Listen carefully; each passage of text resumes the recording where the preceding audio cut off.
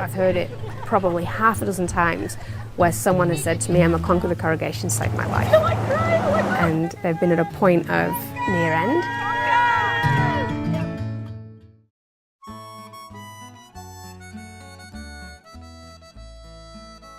It's the little bush shack written into folklore through song. Just above the archer, where the wild scrub cattle roam, there's a little wisp of smoke in the air.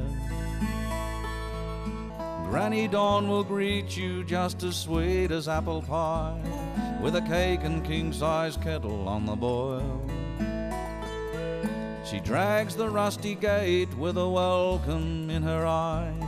She loves her little gunya in the gully. But Granny doesn't live here on Wolverton Station in the middle of Cape York anymore. These days, it's a girl from Manchester in the United Kingdom. But Emma Jackson is no withering English rose. She's had to become as tough as the landscape around her. There's mustering to be done, a recalcitrant bullock to yard. Come on, you know you want to. The daily lick run, feed to be put out, horses that need tending to, pigs, chickens and dogs to be fed. Then it's back to the gunya to feed this hungry lot. It's not even 8 a.m. She's a long way from Manchester's city lights. So I came over, I think it was 2002, as a backpacker into Sydney. Spent 6 months in Sydney, living the high life, a couple of jobs, and yeah, just a big party scene. Then travelled up the East Coast, ended up in Cairns with wouldn't have had 50 cents to my name, completely skint. And then managed to stay at a backpackers and said I'd do a bit of work and pay them. So I got a bit of hospitality work, and then saw an ad for a job in the Cape. Where are you putting him? Oh, you're going to push him back? Yeah. Righto. She ended up working at the busy Archer River Roadhouse, where she met her future husband, grazier Neville Jackson, who owns the nearby Wolverton Station, along with his brother Kevin just up the road. Neville and Kevin have both got an incredible connection to the landscape. And being from North Manchester, which is concrete, you don't see that. So I think the people, the region, the community, and then the family were incredibly attractive. But yeah, certainly a spark with Neville.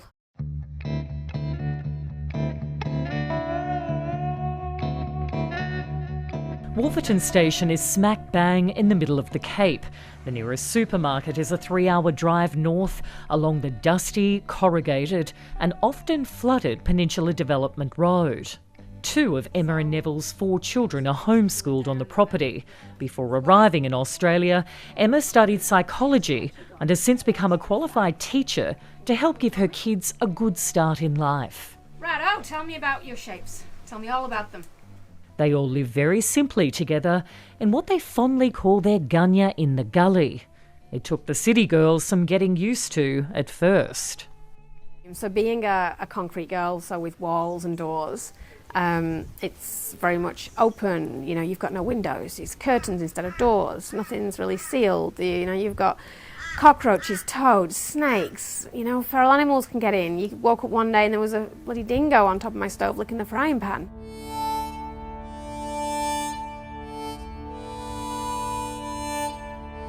Life in the bush isn't without its challenges.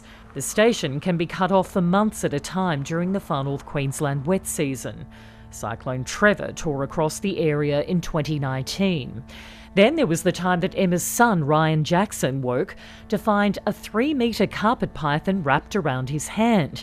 He was bitten hundreds of times and had to be flown 700 kilometres south to Cairns for treatment. But that all paled into insignificance when tragedy struck the Jackson family. Emma's 18-year-old nephew, Dylan Jackson, took his own life on a family property. That was 7 years ago. Dylan's mum, Debbie Jackson, still struggles to understand why her boy, with the wicked sense of humour and beautiful soul, decided to end his life. Our world fell apart. Our lives had all changed, so yeah, in just one split second he was gone, and It's shock, denial. Why did he do it is probably the biggest thing, and then it's pretty shit actually. She says he found life on the cattle property difficult at times. He struggled a bit with it, but that was with the Asperger's because the sounds of the motorbike and everything would start to make them feel a bit daunted and confusion would set in. The family sought professional help for Dylan. Debbie left wondering if more could have been done. As a mum, you reflect back through the whole childhood, thinking, where did I go wrong? What could I have done differently? This day that we had this big fight, did I say something that could have made it like this? And but you can't. You go through it because that's part of the motion that you go through. The Jacksons decided Dylan would never be forgotten.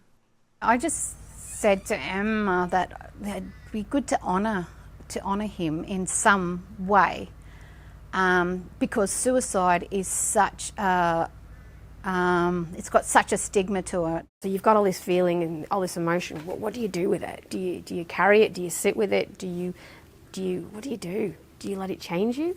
Or do you put it into something? Do you inject it into something? And so a few of us put our energy and feelings into Conquer the Corrugations.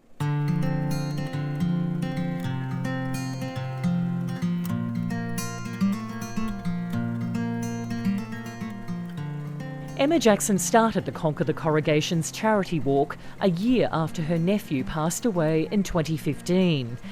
Back then, around a few dozen people, mainly family friends, turned up for the arduous 42-kilometre, 2-day walk along the Peninsula Development Road from Coen to the Archer River Roadhouse. This year, 250 people have turned up. Emma Jackson, emotional about the huge response. I feel like crying, oh my God! Oh my God, I haven't even started. A quick happy snap to mark the event. I think we can get a bit sillier than that. Come on, everyone! Conquer! Yep.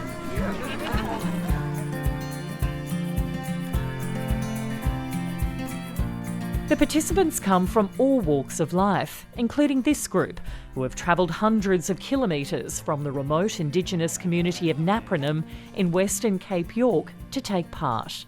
They're here to remember their brother, uncle, cousin and friend Jeffrey, who took his life around 8 years ago. Janita Motton is Jeffrey's sister. It's her fourth Conquer the Corrugations. Every time we come to this event, it's very touching and just overwhelming, just with the support that I get here. And having all my family with me is awesome. Just having them here, it's great, and we enjoy it. And just listening to everyone else's stories it's very touching and very just touching. After a quick group photo, the walkers head off. It's a colourful group. There's the bride, a cyclist that weaves in and out of the crowd blasting tunes on a tiny speaker, a mum with a double pram, and even a barefoot walker. One group sits atop their trusty steeds. Meanwhile, a police officer does his best to slow oncoming traffic as the group snags for hundreds of metres along the road, the main route connecting Cairns to the tip of the country. It's mid-morning and temperatures are already in their mid-30s, but the road feels significantly hotter than that. This walk is meant to be challenging. It's all about building resilience in Cape York communities. It's just over halfway on day one, and the heat is clearly getting to some. It's disgusting. What's disgusting about it? What's The it like? heat, but it's fun. It's just hot. There's no wind. The music's fun. I'm finding it tough. It's good. I love walking, but yeah, it's hot. I grew up in Canada, so this is a lot hotter. I think about my nan who suffered depression terribly in her life. And yeah, all the corrugations represent tough parts of your life. Then you'll have a dip, then you'll have a dust hole. That's what life is. Sometimes you have smooth sailing on the bitumen, but the road's very sort of similar to life, I think. The Royal Flying Doctor Service run an outreach program that delivers mental health professionals to remote Cape York communities. They're very supportive of the walk.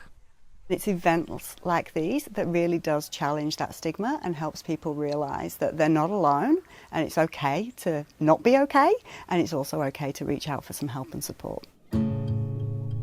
The walk is transforming lives. I've heard it probably half a dozen times where someone has said to me, "Emma, Conquer the Corrugations saved my life." And they've been at a point of near end and Conquer's saved them. It's almost been like their last straw. Emma Jackson wears many hats, and despite not being from around here, the girl from England has very much become not only part of the fabric of Cape York, but also one of its greatest champions.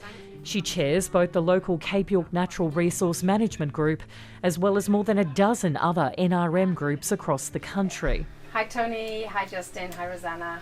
Thank you. So yes, I'm actually a bit sweaty, so excuse me, it's suddenly changed weather overnight up here, the wind's dropped and oof, it's hot. She's come a long way from the backpacker who rolled up at a roadhouse looking for work 17 years ago. She loves living in the gunya by the gully. I enjoy that you own your day, you own your life, you own your decisions, and you choose every morning you get up, you choose your day. And I also enjoy the pace. I love having the space, I love the animals and the openness. I love that my children get to grow up, adapt into city life and bush life. You know, there's so much to be done and so much we can do. Just when you were thinking that the good old days were gone, there's